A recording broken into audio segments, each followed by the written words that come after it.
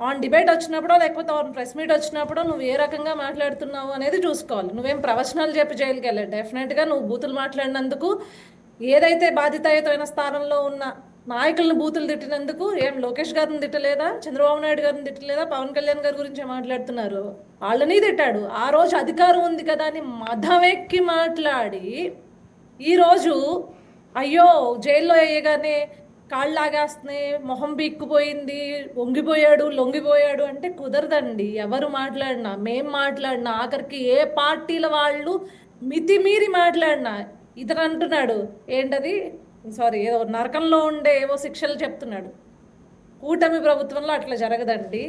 As per rule, as per లానే కఠినమైన శిక్షలు వేస్తారు. అనుష, ఒక విషయం ఆయన చెప్పేది కూటమిలో ఉన్న వాళ్ళు మీరు చేస్తారని కాదు, వాళ్ళు రేపు అధికారంలోకి వచ్చాక మిమ్మల్ని అందరినీ చేస్తారట. అది అండి, వాళ్ళు చేస్తామని చెప్పి బెదిరిస్తున్నారు. ఏది కుండి పాకం ఇవన్నీ చేస్తాడండి, అక్కర్లేదండి. యాజ్ పర్ మేమే అంటున్నాం అంటే యాజ్ పర్ రూల్ మేము వెళ్తాము.